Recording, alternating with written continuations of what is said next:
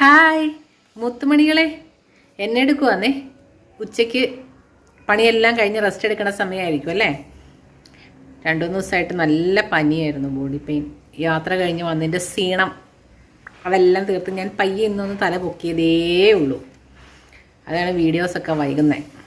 എന്ത് പറയുന്നു, ചൂട് കുറഞ്ഞല്ലേ. മഴ അത്യാവശ്യം മഴ വന്നതുകൊണ്ട് ചൂട് നല്ല കുറവുണ്ട് ഇപ്പം എന്തായാലും. അതുകൊണ്ടൊരു എനർജിയൊക്കെ ഫീൽ ചെയ്യുന്നില്ലേ? ഇല്ലേ? ഉണ്ട്. പിന്നെന്താ, നിങ്ങളെ പരസ്പരം 2 പേര് കണ്ടുമുട്ടുമ്പോൾ, അതായത് നിങ്ങൾ ഫ്രണ്ട്സൊക്കെ ആണെന്നുണ്ടെങ്കിൽ, നിങ്ങൾ ഈ കൂടുതലും സന്തോഷകരമായ കാര്യങ്ങളെക്കാളും സങ്കടകരമായ കാര്യങ്ങളാണോ ഷെയർ ചെയ്യുന്നത്? നിങ്ങളൊന്ന് ആലോചിച്ച് നോക്കണം കേട്ടോ. നിങ്ങൾക്ക് ഹാപ്പി മൊമെൻറ്റ്സ് ഷെയർ ചെയ്യാനാണോ കൂടുതൽ സമയം ഉണ്ടാവുക, അതോ നിങ്ങളുടെ വിഷമങ്ങളും ദുരിതങ്ങളും ദുഃഖങ്ങളും ഷെയർ ചെയ്യാനാണോ കൂടുതൽ സമയം എടുക്കുന്നത്? അതിന് വേണ്ടിയിട്ടാണോ ചിലവഴിക്കുന്നത് എന്നൊന്ന് ചിന്തിച്ച് നോക്കണം കേട്ടോ. ഈ സങ്കടകരമായ കാര്യങ്ങൾ ഷെയർ ചെയ്യാനാണെന്നുണ്ടെങ്കിൽ നിങ്ങൾ ഒന്ന് ചിന്തിച്ചാൽ മാത്രം മതി. നിങ്ങളുടെ വീട്ടിലുള്ള, അതായത് ഭർത്താവാകട്ടെ ഭാര്യയാകട്ടെ, നിങ്ങൾ അങ്ങോട്ടും ഇങ്ങോട്ടുള്ള കോൺവെർസേഷൻ വളരെ കുറവായിരിക്കും.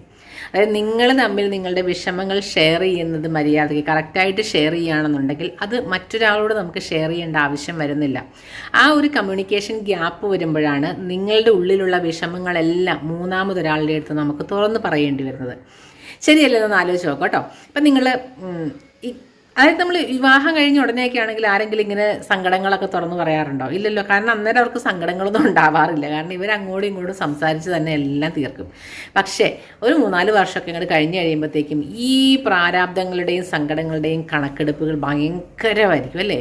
അതിന് മെയിൻ കാരണം എന്താണെന്ന് അറിയോ? ഈ പ്രാരാബ്ദങ്ങൾ ഇങ്ങ് വന്നു കഴിയുമ്പോഴത്തേക്കും ആണുങ്ങളെ സംബന്ധിച്ചിടത്തോളം അവർ അതിൻ്റെ പുറകെ ആയിരിക്കും കൂടുതൽ സമയം. അവർക്ക് വീട്ടിൽ വന്നാൽ തന്നെ എങ്ങനെയെങ്കിലും ഒന്ന് റെസ്റ്റ് എടുക്കുക എന്നുള്ളൊരു മനോഭാവത്തോട് കൂടിയിട്ടായിരിക്കും ഇവർ വീട്ടിലേക്ക് കടന്നു വരുന്നത്. അതേസമയത്ത് ഈ സ്ത്രീകളെ സംബന്ധിച്ച് ഇവരുടെ ബാണ്ടക്കെട്ട് ഇറക്കി വെക്കാനായിട്ടുള്ള ഒരു ഉപാധി എന്ന നിലയിൽ അവർ വരുന്നത് നോക്കിയിരിക്കുകയായിരിക്കും ഇവർ. ഇത് രണ്ടും കൂടെ അങ്ങോട്ട് ജോയിൻ്റ് ആവാണ്ട് വരുമ്പോഴാണ് ഈ പ്രശ്നങ്ങളെല്ലാം ഉടലെടുക്കുന്നത്. അപ്പം അതുകൊണ്ടാണ് ഈ പണ്ടുള്ളവരൊക്കെ പറയുന്നത് ഒരു നേരത്തെ ഭക്ഷണം, അതായത് അത്താഴമെങ്കിലും നമ്മൾ ഒരുമിച്ചിരുന്ന് കഴിക്കണമെന്ന് പറയുന്നത്. അപ്പം ഈ ഒരു സമയത്ത് നമ്മൾ അത്രയും അടുത്ത് ഇടപഴകാനും അതുപോലെ തന്നെ സംസാരിക്കാനും ഒക്കെയുള്ളൊരു ടൈം കിട്ടുന്നുണ്ട്.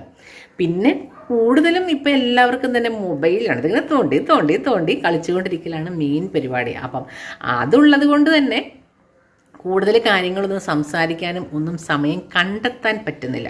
ഇപ്പം കുട്ടികളുടെ അടുത്താണെങ്കിൽ പോലും അവരുടെ പ്രശ്നങ്ങൾ എന്താണെന്നോ, അല്ലെങ്കിൽ അവർക്ക് എന്തെങ്കിലും ഇഷ്യൂസ് ഉണ്ടോ എന്നോ, എന്തെങ്കിലും ശല്യങ്ങൾ മറ്റുള്ളവരിൽ നിന്നുണ്ടോ എന്നോ ഒരു കാര്യം ഈ കാരണന്മാർ അറിയുന്നില്ല എന്നുള്ളതാണ്. അവരുടെ എന്തെങ്കിലും വിഷമങ്ങൾ നിങ്ങൾ ചോദിച്ചറിയാറുണ്ടോ? അവർ സ്കൂളിൽ പോയിട്ട് വന്നിട്ട് അവരുടെ എന്തെങ്കിലും കാര്യങ്ങൾ നിങ്ങളുടെ അടുത്ത് ഷെയർ ചെയ്യാറുണ്ടോ? ഷെയർ ചെയ്യാൻ വരുമ്പോഴത്തേക്ക് മാറി നിന്ന് അങ്ങോട്ടൊന്നും പറഞ്ഞിട്ട് ഓടിച്ചു വിടുകയല്ലേ ചെയ്യുന്നത്. അങ്ങനെ ഒരു 10 പ്രാവശ്യം ഓടിച്ചു കഴിയുമ്പോൾ 11ാമത്തെ പ്രാവശ്യം ഇവരങ്ങ് വരത്തില്ലെന്ന്. അങ്ങനെ വരുമ്പോഴാണ് ഇപ്പം ഈ കഴിഞ്ഞ ദിവസങ്ങളിലൊക്കെ നടന്നതുപോലെ ഓരോരോ പ്രശ്നങ്ങൾ പെൺകുട്ടികൾക്ക് പ്രത്യേകിച്ചും ഉണ്ടാവുന്നത്. അവരത് മാതാപിതാക്കളിൽ നിന്നും മറച്ചു വെക്കുകയും ലാസ്റ്റ് ഒന്നുമില്ലാത്തൊരു സ്റ്റേജിൽ എത്തിച്ചേരുകയും ചെയ്യും. നമ്മളെപ്പോഴും ഉണ്ടല്ലോ, നമ്മുടെ ഇൻറ്റിമേറ്റുള്ള ആളുകൾ, അതായത് നമ്മളോട് ചേർന്ന് നിൽക്കേണ്ട ആളുകൾ, നമ്മുടെ കുടുംബം, അവരുമായിട്ട് കൂടുതൽ സംസാരിക്കാനായിട്ട് സമയം കണ്ടെത്തണം അല്ലേ. നമുക്കൊരിക്കലും നമ്മുടെ ഫ്രണ്ട്സ് എന്നതിലപ്പുറം ശരിക്കും നമ്മുടെ കുടുംബം, നമ്മുടെ ഭർത്താവ് അല്ലെങ്കിൽ ഭാര്യ നല്ലൊരു സുഹൃത്തും കൂടെ ആയിരിക്കണം. ഞാനൊരു കാര്യം കൂടെ, നിങ്ങൾ ഇപ്പം ഒരു വഴിക്ക് പോകുന്നു, ഹസ്ബൻഡും ഉണ്ട്, ഭാര്യയും ഭർത്താവും 2 പേരും കൂടെ ഇങ്ങനെ ജസ്റ്റ് ഡ്രൈവ് ചെയ്ത് പോകുന്നു. നിങ്ങളുടെ ഓപ്പോസിറ്റ് അല്ലെങ്കിൽ അവിടെ എവിടെയെങ്കിലും തൊട്ടടുത്ത്, അല്ലെങ്കിൽ നിങ്ങൾ നടന്നു പോകുന്നതിന് തൊട്ടടുത്ത് തന്നെ നല്ല ഭംഗിയുള്ളൊരു യുവതി നിൽക്കുന്നു, അല്ലെങ്കിൽ വേറെ എന്തെങ്കിലും എന്തെങ്കിലും ഇത്തിരി വൃത്തികേടായിട്ടുള്ളതായിക്കോട്ടെ, അങ്ങനെ നിൽക്കുന്നു.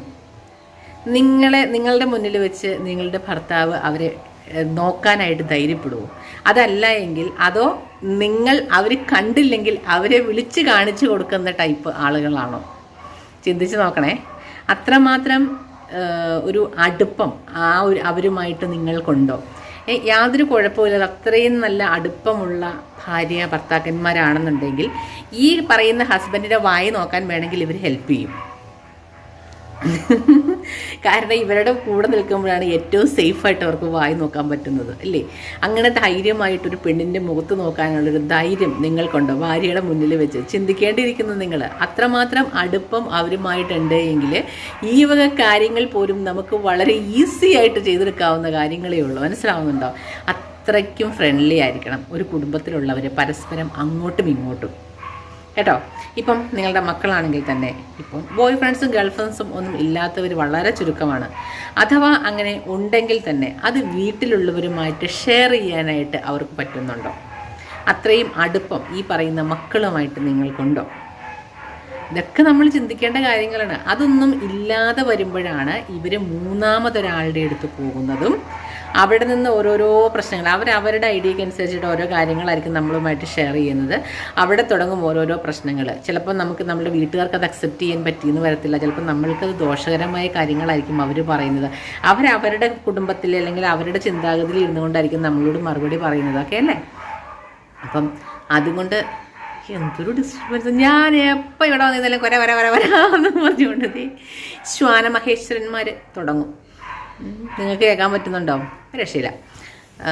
അപ്പം ഞാൻ പറഞ്ഞു വന്നത് എന്നാന്ന് വെച്ചിട്ടുണ്ടെങ്കിൽ എപ്പോഴും കുടുംബത്തിൽ ഉള്ളവർ തമ്മിൽ നല്ലൊരു അടുപ്പം വെച്ച് പുലർത്താനായിട്ട് എപ്പോഴും നോക്കണം കേട്ടോ. അത് എന്താ പറയുക, നമ്മൾ കുറച്ച് സമയം ഏതെങ്കിലും ഒരു അരമണിക്കൂറെങ്കിലും നമ്മൾ അതിനായിട്ട് കണ്ടുപിടിക്കുക. ജസ്റ്റ് രാത്രിയൊക്കെ ആകുമ്പോഴത്തേക്ക് എല്ലാവരും ഫുഡൊക്കെ കഴിഞ്ഞതിന് ശേഷമാണെങ്കിൽ തന്നെ ജസ്റ്റ് പുറത്തേക്കൊന്ന് ഇറങ്ങിയിരിക്കുക, വീടിൻ്റെ പുറത്തുനിന്ന് ഇറങ്ങിയിരിക്കുക, അല്ലെങ്കിൽ ടെറസിൻ്റെ മുകളിലൊന്ന് പോയിരിക്കുക. അങ്ങനെ ഏതെങ്കിലും ഒരു ചെറിയൊരു സ്പേസ് അതിന് വേണ്ടിയിട്ട് നമ്മൾ കണ്ടുപിടിക്കുക. അവിടെ നമ്മൾ കൂടുതൽ സമയം സ്പെൻഡ് ചെയ്യുക. നല്ല നല്ല ഓർമ്മകൾ നമുക്ക് അവിടെ നിന്ന് കിട്ടും ഭാവിയിൽ. ഇൻ കേസ് ഒരാൾ ആ സമയത്ത് നമ്മുടെ കൂടെ ഇല്ലാതായാൽ പോലും ആ ഒരു ചിന്തകളും ഓർമ്മകളും ആയിരിക്കും നമ്മളുടെ ആ ഉള്ളിൽ നിറച്ച് നമുക്ക് ആ ഒരു എന്താ പറയുക, ഇല്ലായ്മ അറിയാതെ, ആ ആളില്ല എന്ന ഒരു ഫീല് നമുക്ക് വരാതെ തന്നെ മുന്നോട്ട് പോകാനായിട്ടും ഒക്കെ അത് സഹായിക്കും. അപ്പം ഞാൻ പറഞ്ഞു വന്നത് എന്നാന്ന് വെച്ച് കഴിഞ്ഞിട്ടുണ്ടെങ്കിൽ എന്നോട് ഒരാൾ ചോദിച്ചതിൻ്റെ ആൻസറാണ് ഞാനീ പറയുന്നത് കേട്ടോ. ആർക്കെങ്കിലും ധൈര്യമുണ്ടോ എന്ന്. ധൈര്യമുണ്ടെങ്കിൽ ധൈര്യമുണ്ട് എന്ന് പറയുക. ഇല്ലേ, എല്ലാവരും അങ്ങനെ ആയിരിക്കണമെന്നില്ല. അത്രയ്ക്കും അടുപ്പമുണ്ടെങ്കിൽ മാത്രമേ ഈ പറഞ്ഞ കാര്യങ്ങളൊക്കെ നടക്കുകയുള്ളൂ അല്ലേ. എത്ര ഫ്രണ്ട്ലി ആയിട്ട് നമുക്ക് മുന്നോട്ട് പോകുന്നതല്ലേ ഏറ്റവും നല്ലത്. ഇടയ്ക്കിടയ്ക്ക് നല്ല നല്ല കാര്യങ്ങൾ, നല്ല നല്ല ഭക്ഷണങ്ങൾ കഴിക്കാനായിട്ട്, അങ്ങനെയുള്ള കാര്യങ്ങൾ എല്ലാത്തിനും നമ്മൾ സമയം കണ്ടെത്തണം. ബിസിനസ് അല്ലെങ്കിൽ ജോലി എന്നത് മാത്രമല്ല നമ്മുടെ ജീവിതം.